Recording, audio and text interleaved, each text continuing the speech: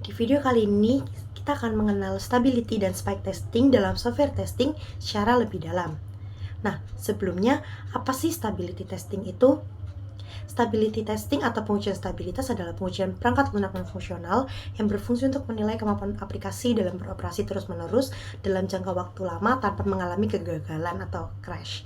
Fokus utama pengujian ini adalah menguji efisiensi, keandalan, penanganan kesalahan, ketahanan, dan skalabilitas perangkat lunak di bawah beban berat, bukan hanya dalam kondisi normal. Tujuannya sendiri apa sih? Nah, tujuannya adalah untuk memastikan bahwa sistem tetap stabil dan responsif saat digunakan secara intensif atau dalam waktu lama.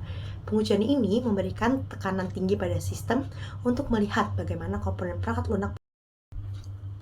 Lalu apa saja sih resiko yang akan dialami jika sistem yang diuji belum menjalani uji stabilitas? Yang pertama ada sistem melambat.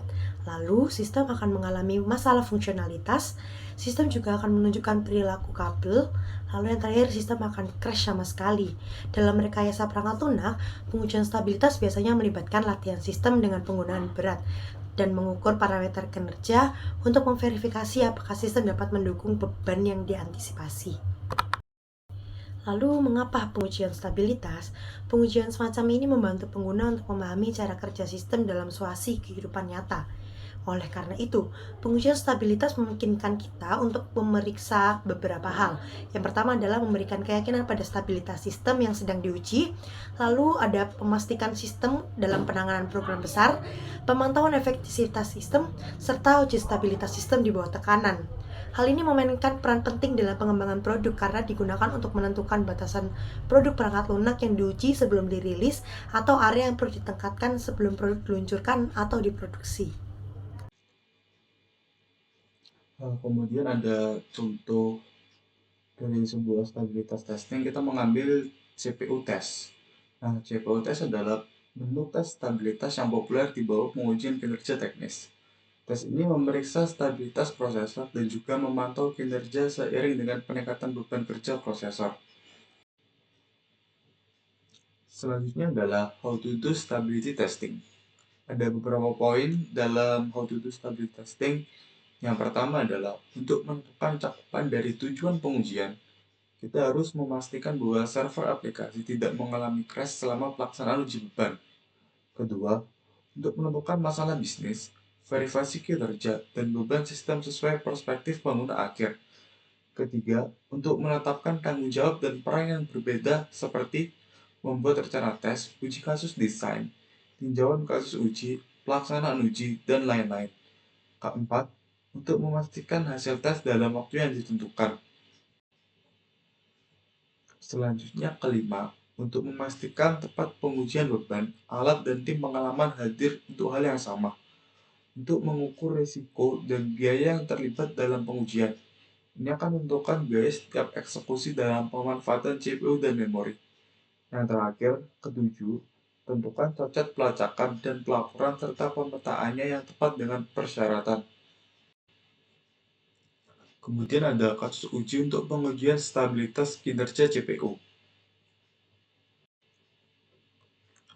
Yang pertama ada untuk memverifikasi batas atas sistem, bagaimana sistem crash atau pulih, jumlah total transaksi yang diselesaikan permintaan, apakah respon transaksi tetap stabil atau meningkat seiring berjalannya waktu, bagaimana sistem berperilaku di bawah beban berat, dan terakhir respon yang dan perilaku di bawah beban berat. Nah, untuk laporan uji untuk pengujian stabilitas, beberapa statistik dikumpulkan dan diukur selama pelaksanaan pengujian. Angka-angka ini dianalisis untuk menghasilkan laporan dan mengidentifikasi kemungkinan masalah kinerja. Contoh statistik yang dikumpulkan dalam pengujian adalah yang pertama ada waktu respon transaksi, yaitu rata-rata waktu yang dibutuhkan untuk melakukan transaksi selama pengujian. Statistik ini akan mengevaluasi apakah kinerja server berada dalam periode waktu kinerja transaksi minimum dan maksimum yang dapat diterima yang ditentukan oleh sistem. Informasi ini akan mengevaluasi waktu yang dibutuhkan dalam memproses permintaan oleh server web dan dikirim ke server aplikasi, yang mana sebagian besar kasus akan memuat permintaan ke server database. Kedua, ada hit per detik. jumlah hit yang dilakukan pengguna di server. Statistik ini berguna untuk menentukan jumlah beban yang dihasilkan pengguna, sehubung dengan jumlah klik. Yang ketiga adalah throughput. Jumlah throughput pada server web selama pengujian yang diukur dalam byte. Throughput berarti jumlah data yang diterima pengguna dari server pada waktu tertentu. Statistik ini membantu mengevaluasi jumlah beban yang dihasilkan pengguna. Selanjutnya ada transaksi per detik. Ini adalah jumlah total transaksi yang diselesaikan, berhasil maupun gagal, yang dilakukan selama pengujian. Statistik ini membantu memeriksa beban transaksi aktual pada sistem. Yang kelima ada CPU. Persentase pemanfaatan CPU yang dihabiskan selama pengujian. Dan terakhir ada disk. Pemanfaatan ruang disk yang dihabiskan selama pengujian. Alat uji stabilitas ada 12. Yang pertama ada webload, yang kedua load runner, yang ketiga Apache JMeter, yang keempat neoload, yang kelima cloud test, yang keenam loadstorm, yang ketujuh load UI, yang ke-8 ada WAPT, yang ke-9 load impact, yang ke-10 loadster, yang ke-11 HTT perf, yang ke-12 OpenSTA. Alat uji stabilitas ada 12. Yang pertama ada webload, yang kedua load runner, yang ketiga Apache JMeter, yang keempat neoload, yang kelima cloud test, yang keenam loadstorm, yang ketujuh load UI, yang ke-8 ada WAPT, yang ke-9 load impact, yang ke-10 loadster, yang ke-11 HTT perf, yang ke-12 OpenSTA. Kesimpulan dari pengujian stabilitas yaitu adalah proses non-fungsional untuk menguji perilaku aplikasi dengan menerapkan beban maksimum.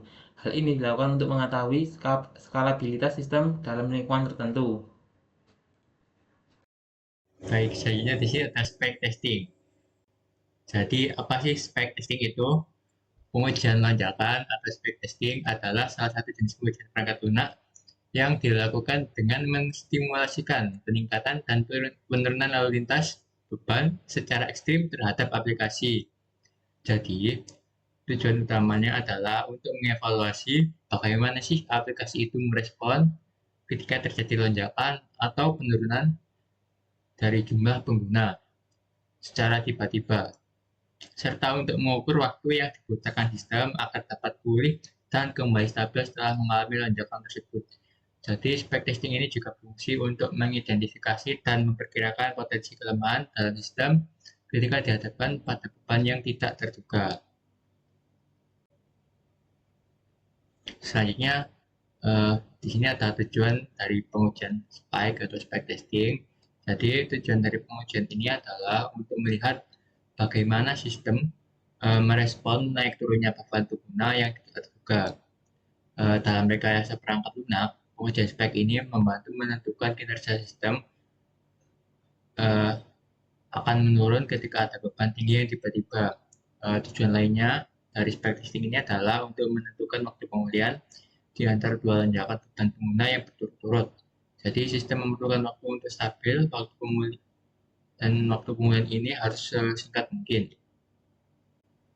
Selanjutnya, bagaimana cara melakukan pengujian spike? Yang pertama, tentukan kapasitas beban maksimum.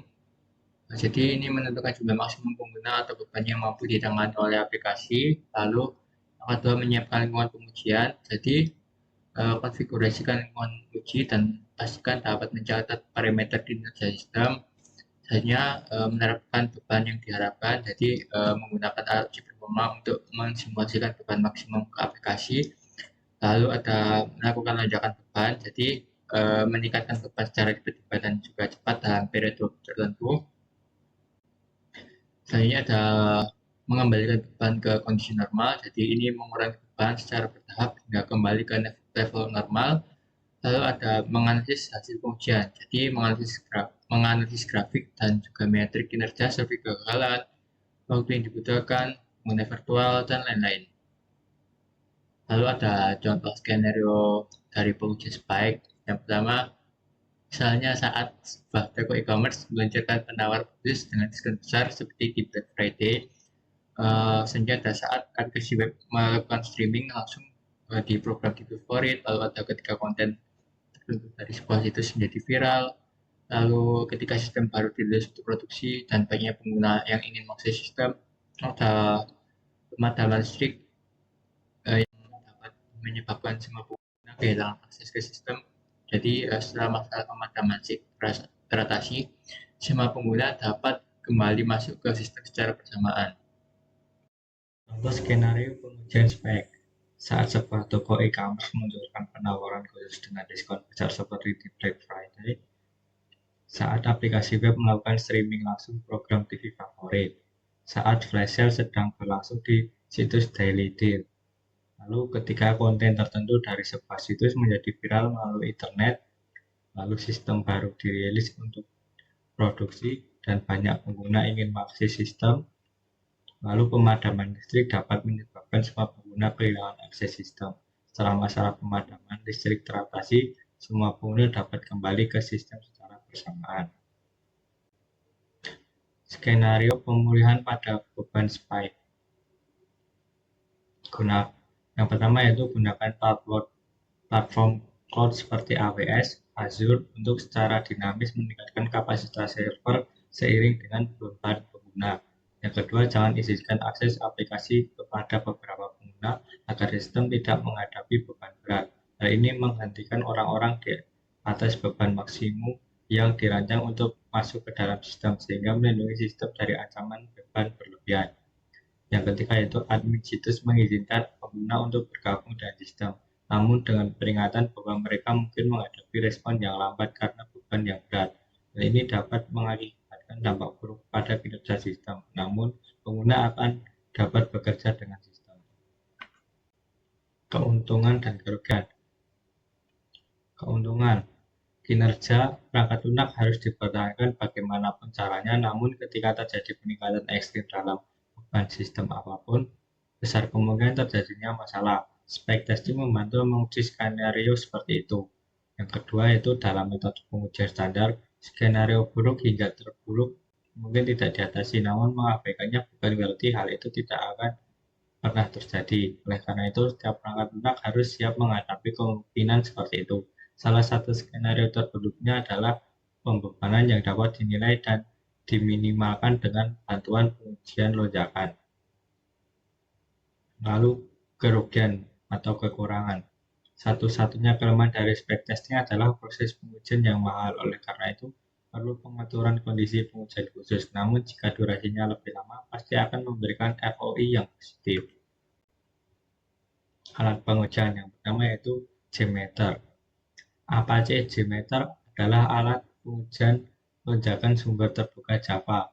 Ini dirancang khusus untuk memuat perilaku pengujian fungsional dan pengukur kinerja. Alat pengujian kinerja ini dapat digunakan untuk menganalisis dan mengukur kinerja aplikasi web atau berbagai layanan. Dan ini banyak digunakan untuk uji fungsional, uji server database. Yang kedua yaitu Load Runner. Load Runner adalah alat pengujian beban untuk Windows dan Linux yang memungkinkan pengujian lonjakan web dan aplikasi lainnya. Ini membantu untuk menentukan kinerja dan hasil aplikasi bahkan di bawah beban berat. Kesimpulan, pengujian lonjakan perangkat lunak bertujuan untuk menguji kinerja aplikasi dengan peningkatan dan penurunan beban lalu lintas yang ekstrim secara mendadak. Pendekatan ini penting untuk memastikan aplikasi dapat menangani lonjakan jumlah pengguna yang tidak terduga seperti saat toko e-commerce menawarkan diskon besar atau saat streaming langsung acara populer. Alat seperti Gmeter sering digunakan untuk melakukan pengujian ini, membantu pengembang menilai sejauh mana aplikasi dapat bertahan dan berfungsi dengan baik di bawah tekanan beban yang tidak terduga.